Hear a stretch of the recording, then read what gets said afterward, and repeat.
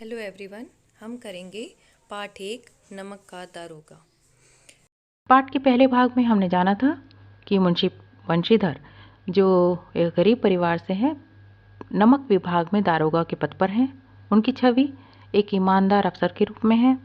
एक रात पंडित आलोपी दीन को वे नमक की चोरी के आरोप में गिरफ्तार करते हैं। अपने आप को गिरफ्तारी से बचाने के लिए पंडित आलोपी दीन वंशीधर को रिश्वत देने की पेशकश करता है, जिसे वंशीधर ठुकरा देते हैं। जैसे ही जमादार बदलू सिंह हथकड़ी लेकर उनकी तरफ बढ़ता है, वे अपनी प्रतिष्ठा को मिट्टी में मिलते देखकर बेहोश हो जाते हैं। पंडित आलोपी दीन बेहोश हो जाते हैं। अब पढ़ते हैं आगे की कहानी। तो कहानी के अगले हिस्से में लेखक कहते हैं, दुनिया सोती थी पर दुनिया की जीभ जागती थी। कहने का अर्थ है, रात का समय था, यूं तो सभी के सोने का समय था, परंतु ऐसी बातें जो सनसनी फैलाती हैं या जो किसी ख़ास व्यक्ति से जुड़ी होती हैं या जिसमें किसी की निंदा होती है, तो ऐसी बातें बहुत जल्दी फैलती हैं। तो यहाँ भी लोगों की बातें बहुत तेज़ी से सब ओर फैल गईं, क्योंकि यहाँ एक समाज का प्रतिष्ठित व्यक्ति गिरफ्तार हो गया, वह भी नमक की चोरी के आरोप में। तो उसकी निंदा लोगों ने करनी शुरू कर दी और सुबह होते होते पूरे शहर में यह बात फैल गई। सवेरे देखिए तो बालक वृद्ध सबके मुंह से यही बात सुनाई देती थी। जिसे देखिए वही पंडित जी के इस व्यवहार पर टीका टिप्पणी कर रहा था। निंदा की बौछारें हो रही थी, यानी हर कोई बुराई कर रहा था पंडित जी की, पंडित आलोपी दीन की। ऐसा लगता था कि जैसे कि सारे संसार से अब पापी का पाप ही कट गया, मतलब कि अब दुनिया से सारा, उसके गिरफ्तार होते ही सारे पाप खत्म हो गए, पापी पकड़ा गया, बाकी सारे तो दूध के धुले हैं। पानी को दूध के नाम से बेचने वाला ग्वाला, जो ग्वाला खुद भी ऐसे भ्रष्ट आचरण से लिप्त है कि पानी में दूध मिला के लोगों को बेचा करता है। कल्पित रोजान मचे, यानी जो रजिस्टर होते हैं, बही खाते होते हैं, उनको अपनी कल्पना से भरने वाले अधिकारी वर्ग, रेल में बिना टिकट सफ़र करने वाले बाबू लोग, जाली दस्तावेज बनाने वाले सेठ, साहूकार, यह सब के सब देवताओं की भांति गर्दन चला रहे थे। तो देवताओं की भांति गर्दनें चलाने का अर्थ है कि खुद को देवता के समान निर्दोष निष्पाप समझते हुए दूसरे पर आरोप लगाना। जब दूसरे दिन पंडित आलोपी दीन अभियुक्त होकर कांस्टेबलों के साथ हाथों में हथकड़ियां, हृदय में ग्लानि और क्षोभ, क्योंकि वे एक समाज के सम्मानित व्यक्ति थे। समाज के सम्मानित व्यक्ति इस प्रकार से अगर उस पर कोई लांछन लगता है तो मन में क्षोभ होगा ही, ग्लानि होगी ही। लज्जा से शर्म भी होगी, और लज्जा से गर्दन झुकाए अदालत की तरफ चले तो सारे शहर में हलचल मच गई। हलचल क्यों मच गई? क्योंकि वे एक जाने माने प्रतिष्ठित व्यक्ति थे। उन पर इस तरह का आरोप लगना सभी के लिए एक सनसनीखेज खबर थी, या सभी के लिए एक आश्चर्यजनक बात थी। मेलों में कदाचित आंखें इतनी बेचैन व्यग्र न होती होंगी जितनी आज थीं। मेलों में खेल तमाशे होते हैं, लोग उत्सुकता से देखते हैं, लेकिन आज उससे भी कहीं अधिक उत्सुकता लोगों की आंखों में यहाँ देखी जा रही थी। कचहरी में लोग इतने इकट्ठे हो गए थे, भीड़ इतनी हो गई थी कि भीड़ के मारे छत और दीवार में कोई भेद ही नहीं रहा। हर जगह लोग ही लोग दिखाई दे रहे थे, खचाखच भरा हुआ था अदालत का परिसर। तो यहाँ लेखक आगे कहते हैं कि किंतु अदालत में पहुँचने की देर थी। किसकी? पंडित आलोपी दीन की। पंडित आलोपी दीन इस अगाध वन के सिंह थे। अगाध वन किसे कहा है? इस अदालत को कहा है, जो कचहरी है, जहाँ उनका मुकदमा चल रहा है। तो कचहरी न्यायालय, न्याय का घर होना चाहिए। लेकिन इस समय, उस काल में लेखक ने कचहरी को एक अगाध वन का पर्याय बताया है, क्योंकि वहाँ न्याय व्यवस्था पैसों के बल पर चलती है। निर्णय खरीदे और बेचे जा सकते हैं। तो यहाँ जो इस प्रकार का राज है किसी जंगल राज से तो कम नहीं है, इसीलिए इसे अगाध वन कहा। और जिस तरह जंगल का राजा शेर होता है, यहाँ इस अगाध वन के शेर पंडित आलोपीदीन हैं, क्योंकि वे धनी, प्रतिष्ठित और समाज के प्रभावी व्यक्ति हैं। अब यहाँ आगे, यहाँ इस एक पंक्ति से लेखक ने पाठक को इशारा दे दिया कि निर्णय किसके पक्ष में होने वाला है। फिर भी आगे पढ़ते हैं हम। तो यहाँ लेखक बता रहे हैं कि अधिकारी वर्ग, उनके भक्त और अमले उनके सेवक, वकील, मुख्तार उनके आज्ञापालक, अर्दली, चपरासी, चौकीदार, सभी के सभी बिना माल के गुलाम थे। कहने का अर्थ है उनका ऐसा प्रभाव था कि छोटे से छोटा व्यक्ति, बड़े से बड़ा व्यक्ति, सभी उनकी जी हुजूरी करता था। उन्हें देखते ही लोग चारों तरफ से दौड़ पड़े। उनको इम्प्रेस करना था ना कि हम तुम्हारी सेवा में हैं और हमें बड़ा अफसोस है। तो सभी के सभी लोग आश्चर्यचकित थे कि भाई ये कानून के पंजे में कैसे है। किसी को इस बात पे कोई आश्चर्य नहीं, कोई क्वेश्चन नहीं कि उन्होंने ये काम क्यों किया। वे तो ये सोचकर हैरान हो रहे थे कि आखिर ये गिरफ्तार कैसे हुए। इतनी अकूत संपत्ति है, इतना धन इनके पास है कि असाध्य को भी ये साध सकते हैं। ऐसी चीज़ जो असंभव है उसको भी संभव कर सकते हैं। इतना पैसा इनके पास है, क्योंकि एक आम धारणा है कि पैसे से सब कुछ खरीदा जा सकता है। और उसके साथ साथ उनमें एक अनन्य वाचालता भी है, मतलब बात करने के भी बड़े वो गुणी हैं, बातें बनाते हैं। तो फिर ये कैसे गिरफ्तार हो गए, कैसे कानून के पंजे में आ गए। प्रत्येक मनुष्य को उनसे सहानुभूति थी। बड़ी तत्परता से इस आक्रमण को रोकने के निमित्त वकीलों की एक सेना तैयार की गई। अब सभी को ये चिंता हो गई कि इन्हें कैसे बचाया जाए। न्याय के मैदान में धर्म और धन में युद्ध ठन गया। कहने का अर्थ है कि इस कचहरी में अब धर्म, जो कर्तव्य धर्म था, ईमानदारी धर्म था, उस पर चलते हुए वंशीधर ने इन्हें गिरफ्तार किया था, उसमें और धन में, जो धन का प्रभाव छोटे से लेके बड़े अधिकारी पर पंडित आलोपीदीन ने किया हुआ था, धन का प्रभाव डाला हुआ था, उनमें अब ये युद्ध शुरू हो गया था। वंशीधर चुपचाप खड़े थे। उनके पास सच के सिवा और कोई भी ना तो बल था, और एक सच होता है, एक ही बात होगी ना सच। झूठ तो आप कई तरह की बातें बना बना के झूठ को प्रमाणित करने के लिए एक के साथ 10 झूठ बोल सकते हैं, लेकिन जो सच होता है वो तो सच एक ही होता है। तो यहाँ कह रहे हैं कि उस एक सच के अलावा उनके पास कुछ नहीं था। उसी का वह स्पष्ट भाषण भी कर सकते, यानी वही एक बात वो स्पष्ट कह सकते थे। यह वही उनका शस्त्र भी था, उसके अतिरिक्त उनके पास कुछ भी नहीं था। और जो गवाह थे वे भी लोभ से डांवाडोल हो गए थे, यानी लालच से उन्होंने भी अपनी स्थिति स्पष्ट नहीं की थी। अब यहाँ मुंशी जी को यह सब साफ दिखाई देने लगा कि उनको तो न्याय मिलने वाला नहीं है। यह न्याय का दरबार जरूर था, परंतु उसके कर्मचारियों पर पक्षपात का नशा छाया हुआ था। सभी के सभी पंडित आलोपीदीन के प्रभाव में दिखाई दे रहे थे। पक्षपात जहाँ होता है, किसी एक का पक्ष लेकर उसी के पक्ष में आप सच झूठ एक कर देते हैं और दूसरे का पक्ष सुनते भी नहीं, ना समझते, तो फिर वहाँ न्याय हो ही नहीं सकता। इसीलिए कहा गया कि पक्षपात और न्याय का तो कोई मेल ही नहीं है। मुकदमा जल्दी ख़त्म हो गया। डिप्टी मजिस्ट्रेट ने अपने निर्णय में लिखा कि पंडित आलोपीदीन के विरुद्ध दिए गए प्रमाण सभी के सभी निर्मूल और भ्रमात्मक हैं, यानी उनमें कोई जान ही नहीं है। वह एक बड़े भारी आदमी है, बहुत प्रभावी आदमी, प्रतिष्ठित आदमी है, और यह बात कल्पना के बाहर है कि उन्होंने थोड़े से लाभ के लिए इतनी बड़ी चोरी की, इतना बड़ा साहस किया।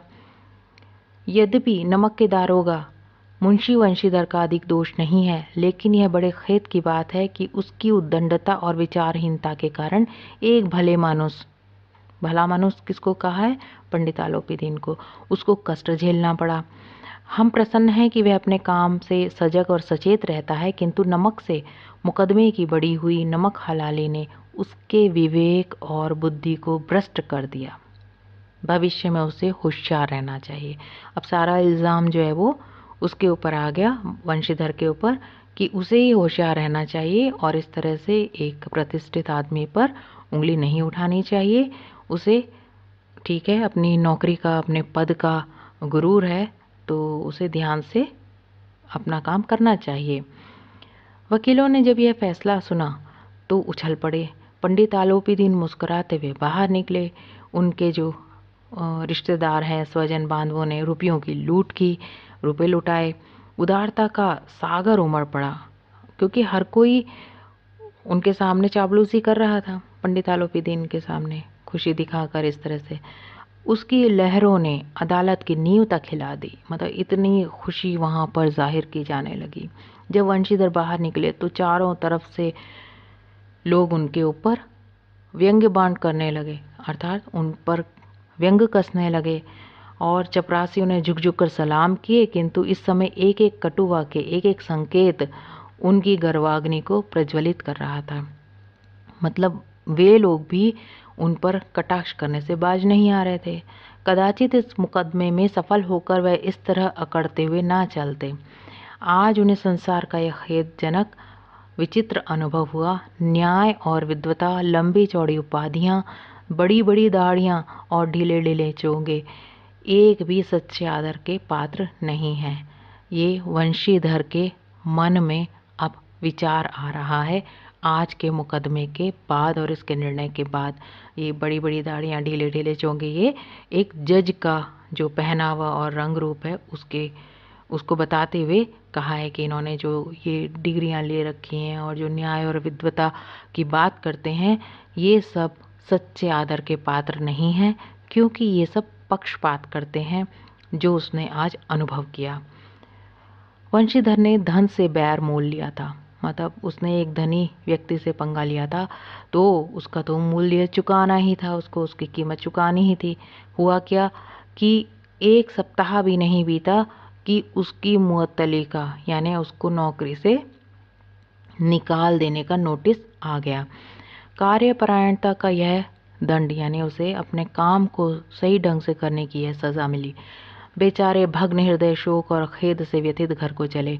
उसका दिल टूट गया था। वह दुख और अफसोस करते हुए दुखी मन से अपने घर को चले।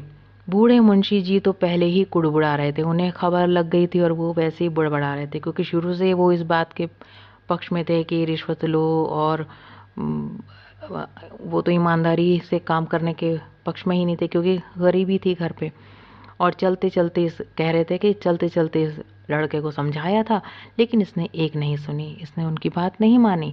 सब मनमानी करता है। वे अपने मन की खुन्नस पूरी निकाल रहे हैं, कह रहे हैं कि हम तो कलवार और कसाई के तगादे से हैं, बुढ़ापे में भगत बनकर बैठे हैं और वहाँ बस वही सूखी तनख्वाह। हमने भी तो नौकरी की है, हम कोई ओहदेदार नहीं थे, हमारे पास कोई पद नहीं था, लेकिन अपना काम किया, दिल खोल कर किया, और ये तो ईमानदार बनने चले हैं।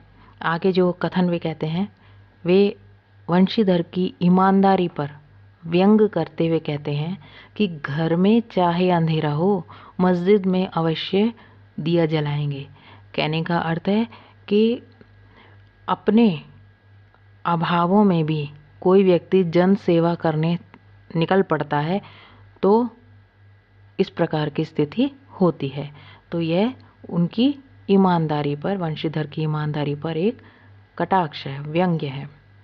आगे भी कहते हैं, खेद ऐसी समझ पर, तो उसको कोस रहे हैं वंशीधर को ये बातें कह के।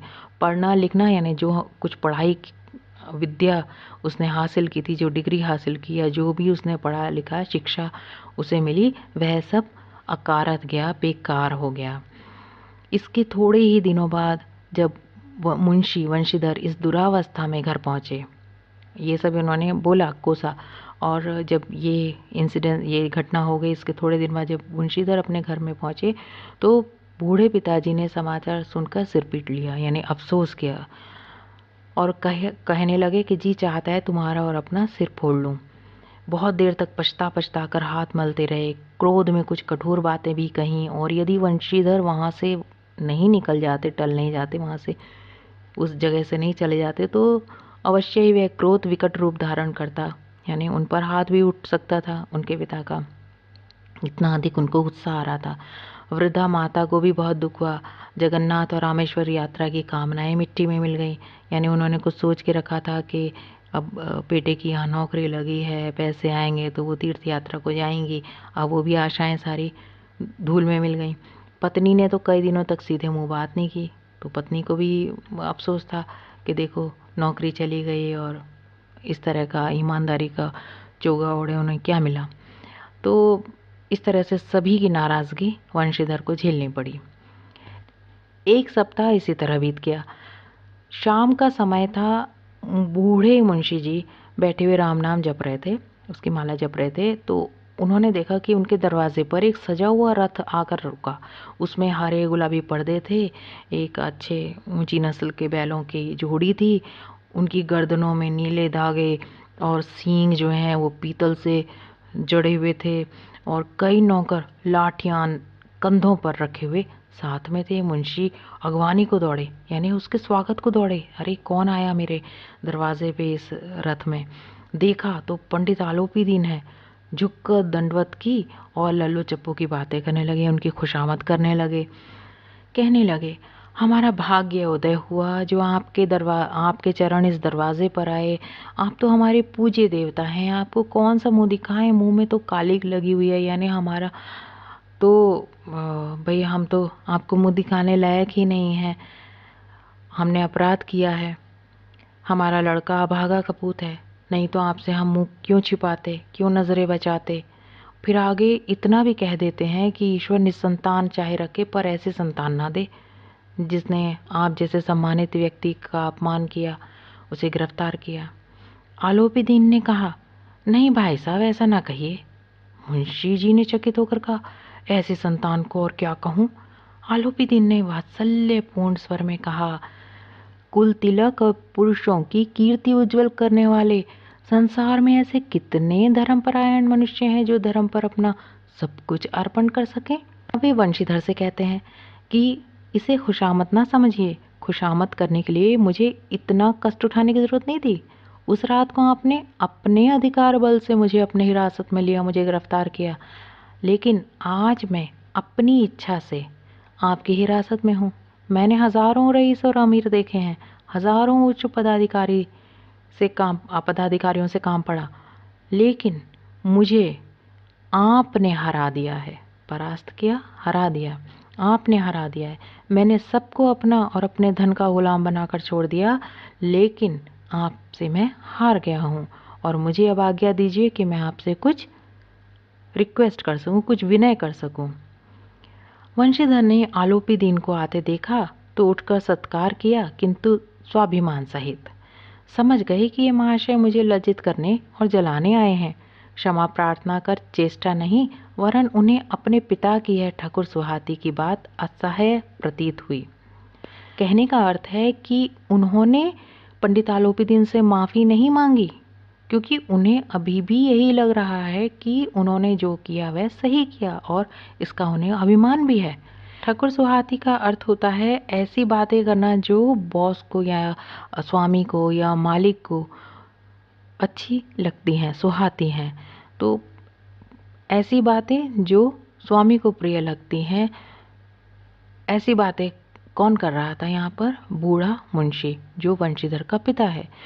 और ये बातें वंशीधर को असहनीय लग रही थी, क्योंकि उसके मन में अभी भी वह अभिमान था कि मैंने जो किया वह सही किया, क्यों मेरे पिता इस तरह से इसके आगे झुक रहे हैं। अब पंडित आलोपी दीन की ये बातें सुनकर, जो अभी अभी इन्होंने कही कि मैं आपसे परास्त हो चुका हूँ, आपसे हार चुका हूँ, तो ये बातें सुनकर तो उनके मन की मैल, यानी उनके मन में जो उसके लिए बुरे विचार आ रहे थे वे दूर हो गए। पंडित जी की ओर उड़ती हुई दृष्टि से देखा, सरसरी निगाह से देखा, तो सद्भाव झलक रहा था। उनकी आंखों में कोई गलत बात नहीं थी। जो वे बातें कह रहे थे उनमें सच्चाई लग रही थी। गर्व ने अब लज्जा के सामने सिर झुका दिया, यानी कि जो अब उनको स्वाभिमान था अपने ऊपर, जो घमंड था, उसने उस लज्जा के सामने जो आलोपी दिन की आंखों में उन्हें दिखाई दे रही है, सद्भाव दिखाई दे रहा है, वो शर्म दिखाई दे रही है, तो उसके सामने सिर झुका दिया। सिर झुकाना सहमति में भी हो सकता है, सिर झुकाना आदर के साथ भी हो सकता है, सिर झुकाना शर्म के साथ भी हो सकता है। तो यहाँ ये सभी मिश्रित भाव इनके मन में रहे होंगे। तो वंशीधर ने शर्माते हुए कहा, उन्हें अपने जो मन में विचार आ रहे थे, जो मन में मैल थी, उस पर उन्हें शर्म भी आई कि मैं तो इन्हें गलत समझ रहा था, ये तो वाकई में प्रायश्चित का भाव मन में लेके आए हैं।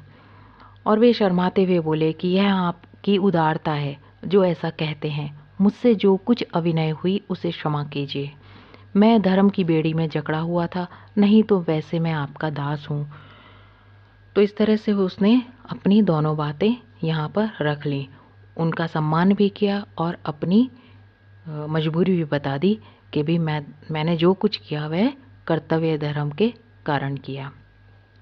आगे वे कहते हैं कि जो आज्ञा होगी वह मेरे सिर माथे, मैं आपकी आज्ञा का पालन करूँगा। आलोपी दीन ने विनीत भाव से कहा, नदी तट पर, नदी के किनारे जहाँ उस रात घटना हुई थी, जहाँ गिरफ्तार किया था, वहाँ आपने मेरी प्रार्थना नहीं स्वीकार की थी, किंतु आज स्वीकार करनी पड़ेगी। तो वंशीधर कहते कि भी मैं किस योग्य हूँ, किंतु जो कुछ सेवा मुझसे हो सकती है वह मैं अवश्य करूँगा, उसमें कोई कमी नहीं होगी, लेकिन मैं क्या कर सकता हूँ। आलोपी दीन ने एक स्टैंप लगा हुआ पेपर निकाला, स्टैंप पेपर, उसे वंशीधर के सामने रखकर बोले, इस पद को स्वीकार कीजिए। यानी वे उसके लिए एक नौकरी का प्रस्ताव लेकर वहाँ आए थे और कहा कि इस स्टैंप पेपर पर हस्ताक्षर कर दीजिए, साइन कर दीजिए। मैं ब्राह्मण हूँ, जब तक यह सवाल पूरा ना कीजिएगा द्वार से ना हटूंगा। यानी जब तक मैंने जो मांगा है उसे आप नहीं देंगे, मेरी इस विनती को स्वीकार नहीं करेंगे, मैं यहाँ से नहीं जाऊँगा। मुंशी वंशीधर ने उस कागज़ को पढ़ा तो कृतज्ञता से आंखों में आंसू भर आए। वे गदगद हो उठे, या उनके प्रति जो कृतज्ञता है उसके कारण उनका मन भर आया। पंडित आलोपी दीन ने उनको अपनी सारी जायदाद का स्थायी मैनेजर नियुक्त कर दिया था और 6,000 वार्षिक वेतन के अतिरिक्त रोज़ाना खर्च अलग, सवारी के लिए घोड़े, रहने के लिए बंगला, नौकर चाकर मुफ्त। इतनी खुशी वंशीधर को मिली कि भावुक होकर वह कांपते हुए स्वर में बोला, पंडित जी, मुझ में इतनी सामर्थ्य नहीं है कि मैं आपकी उदारता की प्रशंसा कर सकूं, किंतु मैं ऐसे उच्च पद के योग्य नहीं हूँ। आलोपी दीन हंसकर बोले, मुझे इस समय एक अयोग्य मनुष्य की ज़रूरत है। तो यह उन्होंने जस्ट एक मजाक किया है यहाँ पर। वंशीधर ने गंभीर भाव से कहा, यूँ तो मैं आपका दास हूँ, आपका सेवक हूँ, आप जैसे कीर्तिवान सज्जन पुरुष की सेवा करना मेरे लिए सौभाग्य की बात है, किंतु मुझ में न विद्या है, न बुद्धि, न वह स्वभाव जो इन त्रुटियों की पूर्ति कर देता है। ऐसे महान कार्य के लिए एक बड़े मर्मज्ञ अनुभवी मनुष्य की जरूरत होगी। वंशीधर की बातें सुनकर आलोपी दीन ने कलमदान से कलम निकाली, पेन निकाला और उसे वंशीधर के हाथ में देकर बोले, ना मुझे विद्वता की चाहे है, ना अनुभव की, ना मर्मज्ञता की, ना ही कार्य कुशलता की। इन गुणों के महत्व का परिचय मैं खूब पा चुका हूँ, यानी ऐसे लोगों को रखकर मैं अनुभव ले चुका हूँ। अब सौभाग्य और सुअवसर ने मुझे वह मोती दिया है, मोती जो बहुमूल्य होता है। मोती यहाँ कौन है, किसके लिए कहा गया? वंशीधर के लिए। तो वंशीधर के रूप में एक बहुमूल्य मोती उन्हें इस अवसर ने दिया है, जिसके सामने योग्यता और विद्वता की चमक फीकी पड़ जाती है। यह कलम लीजिए, अधिक सोच विचार न कीजिए, दस्तखत कर दीजिए, यानी सिग्नेचर कर दीजिए। परमात्मा से यही प्रार्थना है कि वह आपको सदैव हमेशा वही नदी के किनारे वाला बेमुरवत, जो किसी का लिहाज नहीं करता, किसी की परवाह नहीं करता, उद्दंड, जो स्टबन है, अपने काम पर अड़ा हुआ रहता है, दृढ़ संकल्प रहता है, जिसको कठोर है, जो नियमों का पालन करता है, और परंतु धर्मनिष्ठ, जो अपने कर्तव्य धर्म का पालन करता है, मानव धर्म, ईमानदारी है जिसके अंदर। तो ऐसे दारोगा को वंशीधर के अंदर बनाए रखे। कहने का अर्थ है वंशीधर का जो चरित्र उसने नदी के किनारे एक दारोगा में देखा था, जिस चरित्र से वह प्रभावित हुआ था, वह हमेशा बना रहे, ईमानदार और कर्तव्यनिष्ठ। वंशीधर की आंखें डबडबा आईं, वे भावुक हो गए। हृदय के संकुचित पात्र में इतना एहसान ना समा सका। एक बार फिर पंडित जी की ओर भक्ति और श्रद्धा की दृष्टि से देखा और कांपते हुए हाथ से मैनेजरी के कागज पर हस्ताक्षर कर दिए। अर्थात उन्होंने उनके इस प्रस्ताव को स्वीकार कर लिया, उनके यहाँ काम करना स्वीकार कर लिया। और आलोपी दीन ने भी खुश होकर, प्रफुल्लित होकर उन्हें गले से लगा लिया। और इस सुखद अंत के साथ ही यह कहानी समाप्त हो जाती है।